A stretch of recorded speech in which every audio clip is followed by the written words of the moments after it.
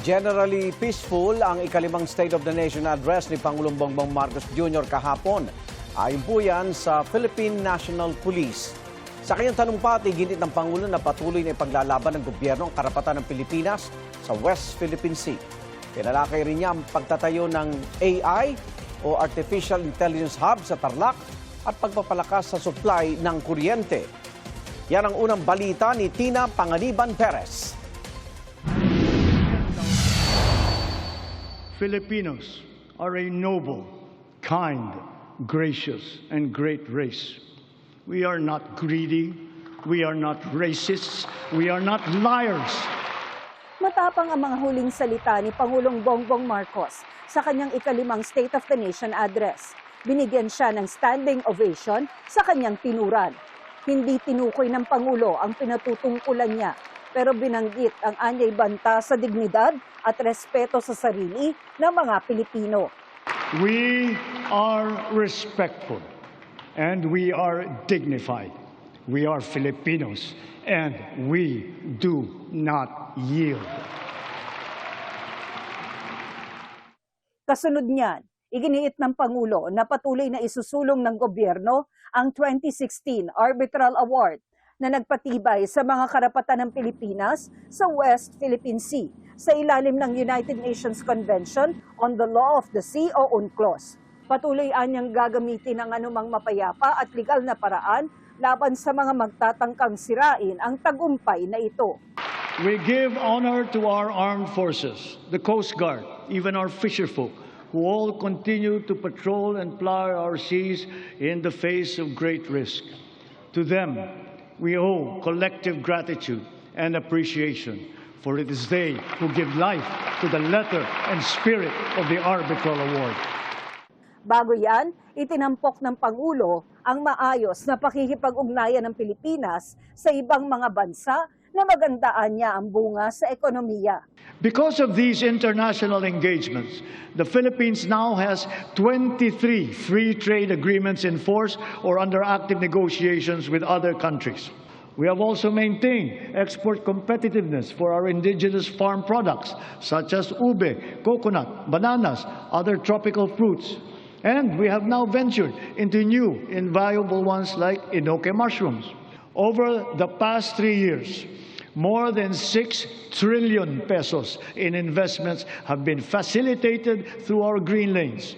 These are estimated to create over 400,000 jobs for our fellow Filipinos.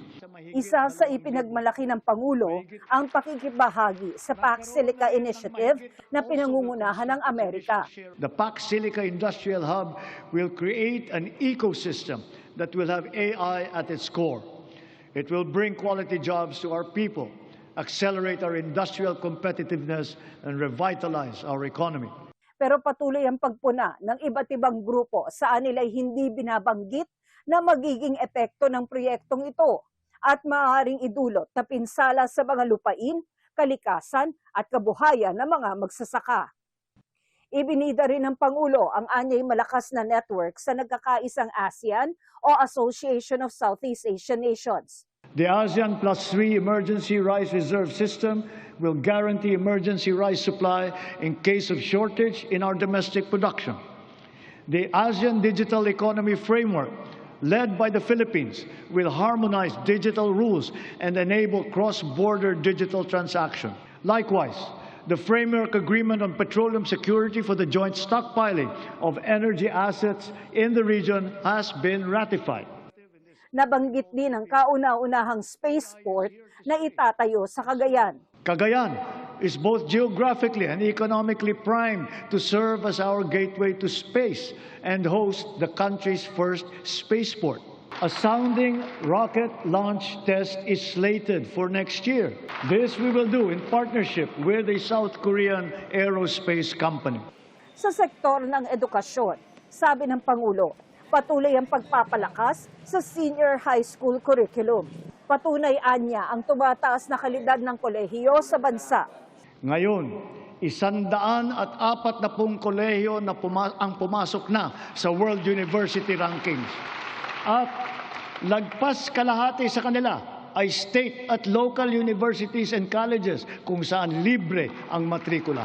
Para mahikayat ang kabataan na magtapos ng kolehiyo, ang tanggapan ng Pangulo ay naglaan ng 100,000 piso para sa 5 estudyante sa bawat barangay sa buong bansa. Sila ngayon ang ating presidential scholar. Sa mga mas batang mag-aaral, mabisang suporta, sabi ng Pangulo, ang nagpapatuloy na school-based feeding program. Sa programang ito, mapapakain natin ang mahigit 4.2 milyong kinder at grade 1 at mga mag-aaral na grade 2 at pataas na mga lubos na nangangailangan ng nutrisyon. Higit pa sa maayos na edukasyon na nawagan ng Pangulo sa pagpapaigting ng proteksyon sa mga bata. We must protect them from the harmful influences and forces that exploit their vulnerability. The corrosive influence of fake news, the unfettered exposure to pornography, even to minors, the constant depiction of casual violence, and the toxicity and hate culture pervasive in social media. These pernicious influences lead to issues of their mental health, rise in teenage pregnancies, and HIV/AIDS cases, and other extremely harmful consequences. Nagpaabot ng pakikiramay ang Pangulo sa mga magulang at kaanak ng mga mag-aaral na nasawi sa karahasan. Kabilang dito ang mga biktima ng pamamaril sa isang high school sa Tacloban City. To the parents of Chris Lawrence Fabian, Joyancy Separa, and Ayesa Nicole Dazo, we are all so very proud of the unflinching bravery and heroic virtue that you have instilled in your children. They are an inspiration to us all. Their courage and their selflessness, true Filipino qualities, are the virtues that these trying times call for. Binigyang diin ng Pangulo na ang pagtutulungan ng pamahalaan, law enforcement, komunidad at Department of Education para sa seguridad ng mga paaralan. Siniguro ng DepEd na nakahanda, gumagana at alam ng lahat ang mga mekanismo at proseso sa pag-ulat, sa pagtugon sa mga insidente ng bullying, pati na sa mga iba't ibang emergency. Sa tulong ng unang batch ng 10,000 school counselor associates na ipapasok natin sa mga pampublikong paaralan, ang mga anak natin ay meron ng malalapitan para sa angkop na payo sa anumang mabigat na pinagdadaanan sa kanilang isipan. Pinuri ng Pangulo ang kadakilaan ng mga guro at ibinida ang binuksang mahigit 30,000 posisyon para sa kanila. Pinangako ko noong nakalipas na SONA na walang magre-retirong guro na Teacher 1. Ngayon, mahigit 80,000 guro at school head sa pampublikong paaralan ang na-promote gawa ng ating expanded career progression. To dramatically increase the traditional annual production output of DepEd, we have activated force multipliers in addressing classroom storage, tapping the DPWH, PAGCOR, and the LGUs as additional production arms. Ipinunto rin ang mga hakbang para palakasin ang supply ng kuryente sa bansa, gaya ng mga hydrogen power plant at pagsusulong ng nuclear energy. Pushing the envelope further, perhaps it is time for us to revisit nuclear energy production. Titiyakin natin ito ay ligtas. 4 of the contracts that we have so far awarded are for the production of hydrogen.